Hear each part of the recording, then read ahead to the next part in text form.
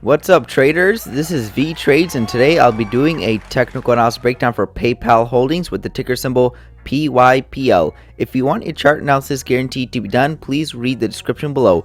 Also, take a second to give the video a like and subscribe for more chart analysis. I appreciate it very much. This video is for entertainment purposes only, does not constitute any financial advice. I will first go over what I see on the daily chart and finish the video off with the weekly chart.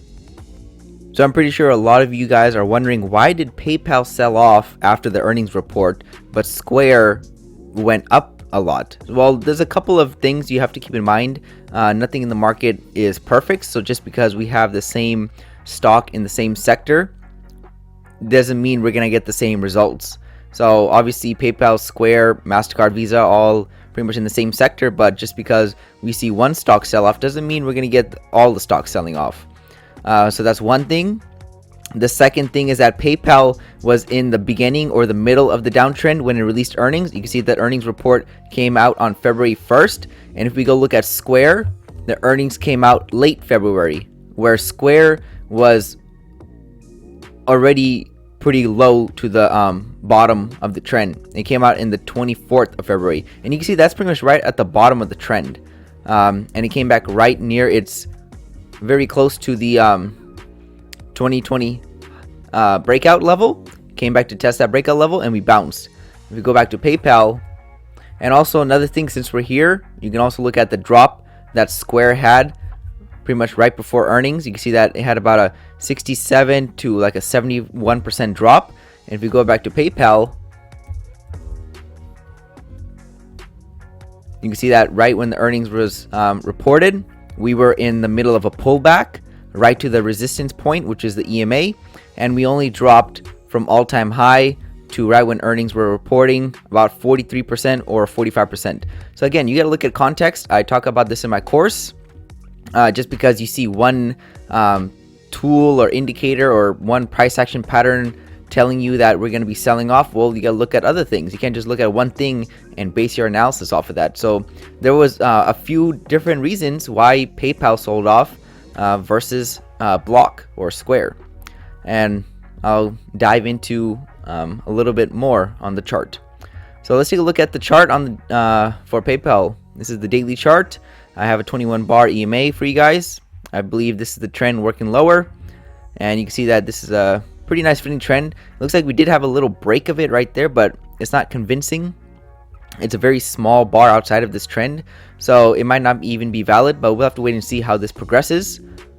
So again, we were at resistance. This channel was working lower. We were at the middle of the trend instead of at the lows like Square was or Block. It sold off a lot, and now we finally came back to the 2020 starting point of the trend. And you can see that we reported earnings over here, and then the 2020 breakout level was right over here at the 126 level. So again, it just different times that the earnings were reported and different areas on the chart. So again, more recently we had continuing selling until finally we got a little relief, because it looks like we did bounce from the support side of the channel.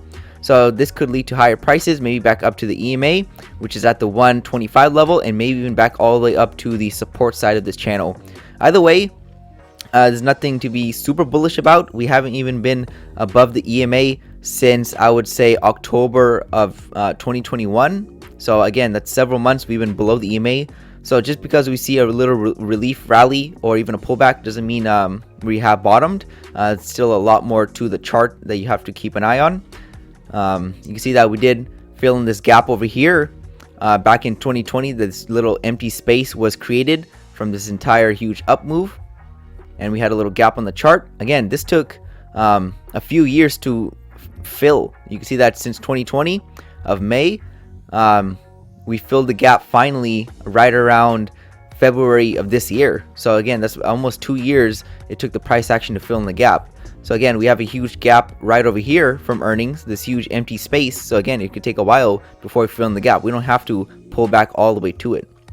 We don't have to, but that doesn't mean we won't. We'll have to wait and see. As of right now, I'm looking at higher prices. They are resistance overhead. You can see the midline can act as temporary resistance, just like we had over here. A little bit of selling before finally prices work through it. Again, we have the EMA as resistance, and we also have the upper side of this channel to be resistance. So the bears have a few points on this chart to be looking for shorts. So really nothing that bullish. You could argue that, hey, we've sold off a lot, and PayPal's a great company, and yeah, you're right. PayPal is a great company. You can see that the earnings and revenue are increasing year over year, and it'll probably continue to. But again, the technicals is what controls the price, and right now the is going down. So I have to wait and see if this is the bottom or not. I don't think so. It's too early to call. I don't see enough signs on the chart telling me it's a bottom, so I have to lean with the bears. Let's take a look at some measure moves before I go over to the weekly chart. So I'm gonna do a large measured move, and we don't have to reach this, but we'll just keep an eye on it. This would be the first leg down, and then this would be the second leg down, and this target is right at the $70 level. We came kind of close to it. You could say that we bounced right at the $92, $94 level, so we do have some further selling to go to reach this. Again, we don't have to reach this one. This is a really large one. There's a smaller one that we already reached, and you can argue that this was the correct measure move because it was from the start of the downtrend, versus previously I connected it from pretty much the all-time high. So again, if this measure move was in play, then we have already reached it, and we dropped down just a little bit more. Since this measure move pointed at the 102, we hit the 102 level, we dropped down a little bit more at the $95, $94 level, and then reversed. So it's a little bullish, but not that much. Again, we're just still in the trend. The bears are still winning, and we still have a lot of resistance to work through before we see higher prices. But as of right now, I am bullish. I would not be taking any shorts anywhere near this lows of the channel. We would have to wait for a pullback.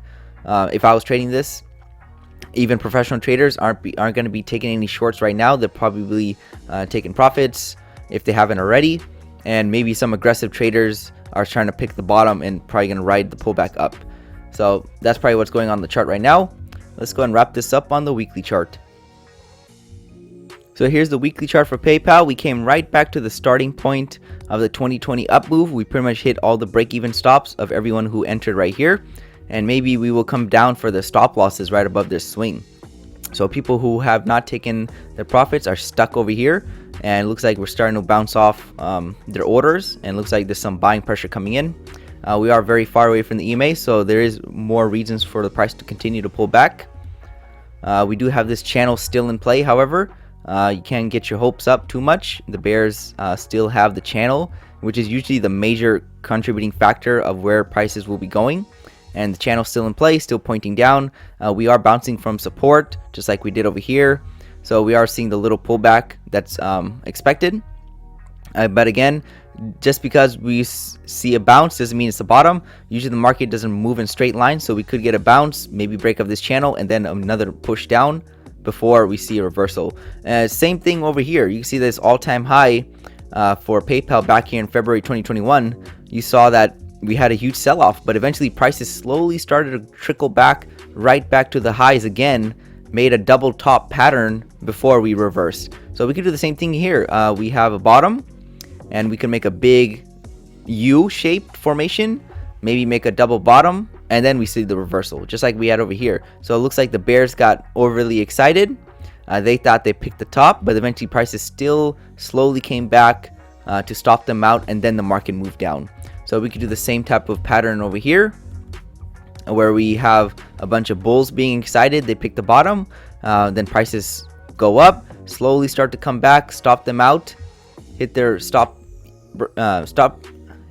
losses, and then we could see that trend that we believe can possibly take place. So PayPal could be inside of a big range, so this would make sense of what's happening on the price. We pretty much went from the lows to the highs. We had a double test of the highs. We went back near the lows, and from here we might even get a double test of the lows, just like we did at the highs, and then we might just continue up again. So we'll have to wait and see if this is the pattern they want to take the market in. We'll have to wait and see. As of right now, I'm bullish in the short term, just like a bunch of stocks are. Looks like they're pulling back also. They were oversold. PayPal is no different. Looks like we're also going to be pulling back.